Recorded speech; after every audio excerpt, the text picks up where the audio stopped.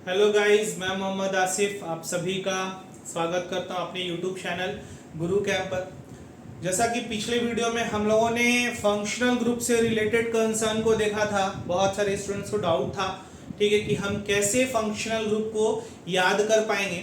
तो उसको मैंने बहुत अच्छे से डिफाइन कर दिया था कि आप ट्रिक के यूज से कैसे आप बता सकते हो। मैंने आपको न्यूमेरिक भी दिया था। आज का टॉपिक बहुत इंपॉर्टेंट है और बहुत यूजफुल टॉपिक है, क्योंकि आज हम लोग पढ़ने वाले हैं IUPAC नॉमेनक्लेचर। ठीक है, तो ये बच्चों को, स्टूडेंट्स को बहुत ज़्यादा टेंशन देता है कि इन IUPAC नॉमेनक्लेचर हम लोगों को बहुत दिक्कत होता है, बहुत उसमें डिफिकल्टीज होती हैं। तो आप लोगों को कुछ भी टेंशन नहीं लेना है, मैं आ गया हूँ आप लोगों के लिए, है ना। और यहाँ पे हम सभी जितने भी प्रॉब्लम्स होंगे उन सभी प्रॉब्लम्स को शट आउट करने वाले हैं। ठीक है, तो आप ध्यान से पूरे वीडियो को देखिएगा। ये थोड़ा लंबा सेशन चलेगा, आज एक ही पार्ट में नहीं बनेगा, कई कई पार्ट में ये वीडियो होगा आपको। तो सारे पार्ट्स को आपको देखने हैं, अच्छे से वॉच करने हैं। और अब हम स्टार्ट करते हैं अपने टॉपिक को। तो चलिए, जैसा कि मैंने बोला आप लोगों को कि आज का टॉपिक है IUPAC नॉमेनक्लेचर। ठीक है, IUPAC नॉमेनक्लेचर, ठीक, यही टॉपिक है। तो IUPAC नॉमेनक्लेचर क्या होता है? तो IUPAC सबसे पहले हम लोगों को समझना पड़ेगा। ठीक है, IUPAC क्या होता है? IUPAC एक सिस्टम है। क्या है? एक सिस्टम है, एक ऐसा सिस्टम जिसे बनाना इसलिए जरूरत पड़ा, इसलिए जरूरी हुआ, बहुत ज्यादा जरूरी इसलिए हुआ कि हर एक चीज का, हर एक, चाहे वो एलिमेंट हो, चाहे वो कोई भी हो, मैं ही खुद ना हो, खुद हो, तो हर एक चीज को उसके नाम की जरूरत होती है। ठीक है, हर जगह पर उसे अलग अलग बोला जा सकता है।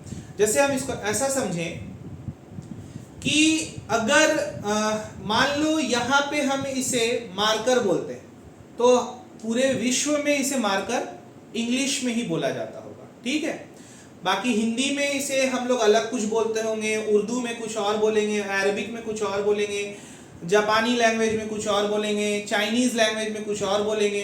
तो हर एक कंट्री का अपना अलग अलग लैंग्वेज है।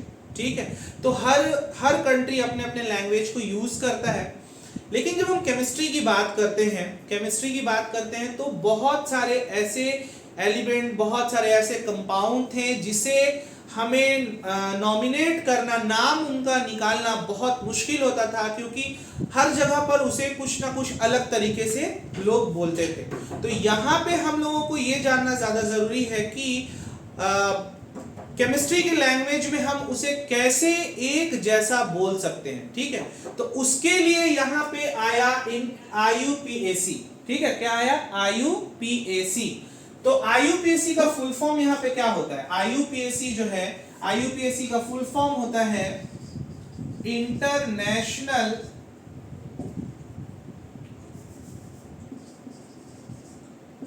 इंटरनेशनल यूनियन प्योर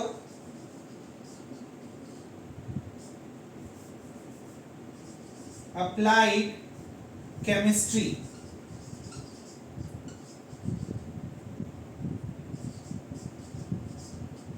ठीक है, और ये पूरा का पूरा एक क्या है? सिस्टम है। ठीक है, तो क्या हो गया? IUPAC का फुल फॉर्म क्या हो गया? International union pure applied chemistry system.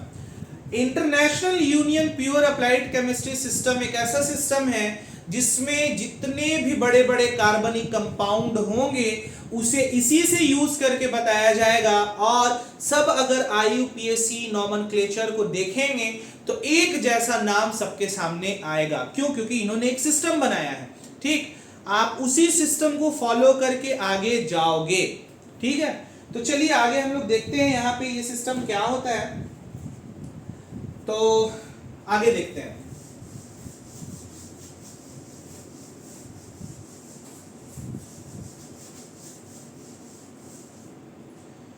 चलिए देखिए, तो IUPAC जो है ये केवल आपको कार्बनिक कंपाउंड में अभी मैं बताऊंगा, कार्बनिक कंपाउंड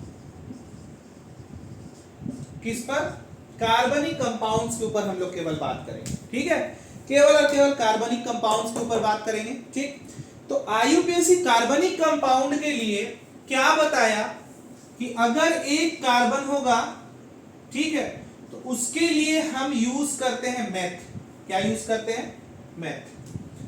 अगर कार्बन का नंबर 2 हो, यानी कार्बन की संख्या कितनी हो, 2 हो, कार्बन 2 हो इस टाइप से, ठीक, एक कार्बन हो तो मेथ, और 2 कार्बन हो, आप एग्जांपल में देख सकते हो, तो इसके लिए हम एथ यूज करेंगे। अगर 3 कार्बन हो तो प्रॉप, ठीक, इस टाइप से 3 कार्बन, देख रहे हो ना, ठीक है। फिर इसके बाद अगर 4 कार्बन हो तो ब्यूट, ठीक, 5 कार्बन हो तो पेंट, 6 कार्बन हो तो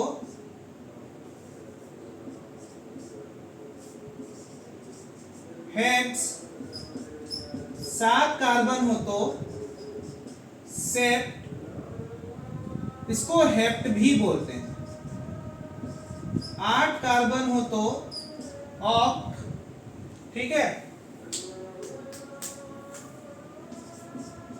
9 कार्बन हो तो नोन या इन, 10 कार्बन हो तो डेक, 11 कार्बन हो तो अनडेक, 12 कार्बन हो तो डोडेक, 13 हो तो ट्राइडेक, टेट्राडेक, इस टाइप से हम लोग आगे बढ़ते हैं, ठीक है। तो एक कार्बन होगा तो मेथ, 2 कार्बन होगा तो एथ, 3 कार्बन होगा तो प्रॉप, 4 कार्बन होगा तो ब्यूट, 5 कार्बन होगा तो पेंट, 6 कार्बन होगा तो हेक्स, 7 कार्बन होगा तो सेप्ट या हेप्ट, 8 कार्बन होगा तो ऑक्ट, 9 कार्बन होगा तो नोन, इन भी बोलते हैं कहीं कहीं पे, ठीक है, 10 कार्बन होगा तो डेक, 11 कार्बन होगा तो अनडेक, और 12 कार्बन होगा तो डोडेक, ठीक है। अगर कार्बन कार्बन के बीच में सिंगल बॉन्ड होंगे, कैसे बॉन्ड होंगे, सिंगल बॉन्ड, इसको हम लोग देख रहे हैं सिंगल बॉन्ड, ठीक, तो इसके लिए सफिक्स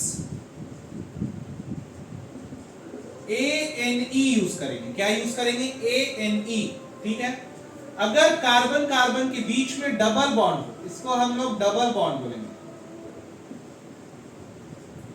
तो इसके लिए हम लोग सफिक्स क्या यूज करेंगे,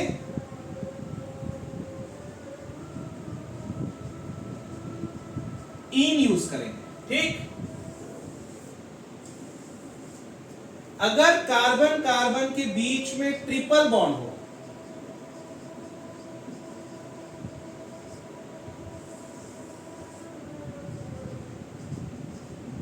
तो सफिक्स YNE यूज करेंगे, ठीक है, आइन यूज करेंगे। ये क्या हो गया,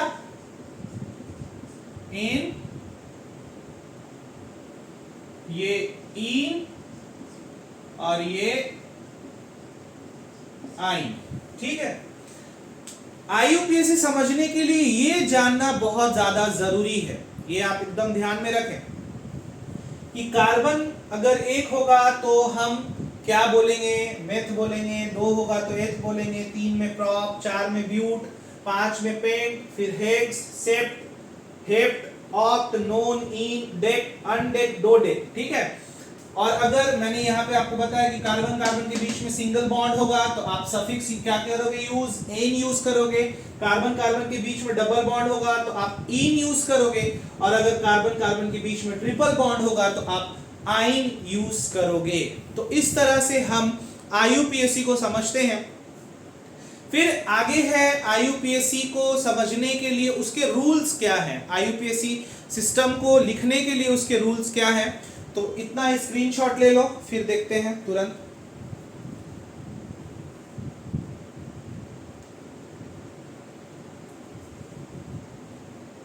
चलिए देखते हैं।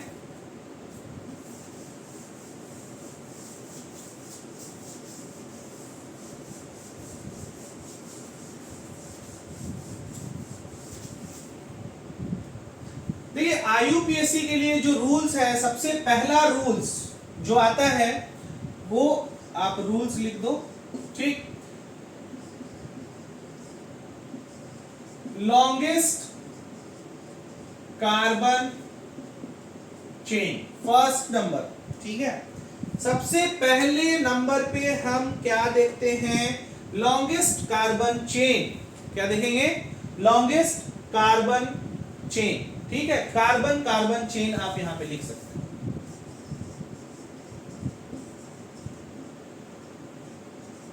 लॉन्गेस्ट कार्बन कार्बन चेन, दूसरा नंबर, ठीक। आप कार्बन कार्बन चेन देख लिए, longest carbon carbon chain.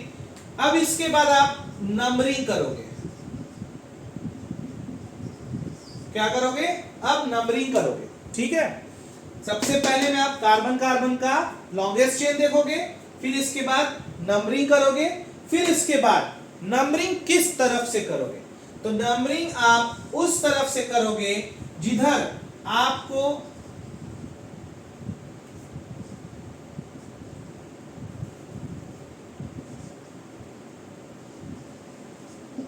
Functional group nearest होगा।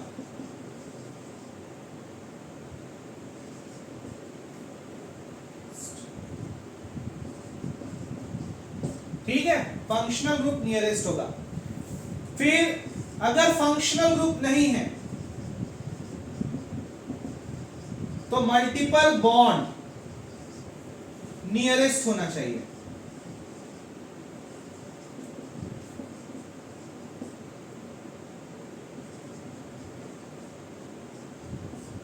ठीक है, मल्टीपल बॉन्ड नियरेस्ट होना चाहिए।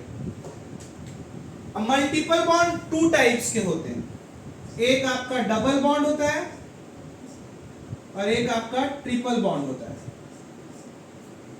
अगर दोनों एक साथ है, अगर मल्टीपल बॉन्ड दोनों एक तरफ है, जैसे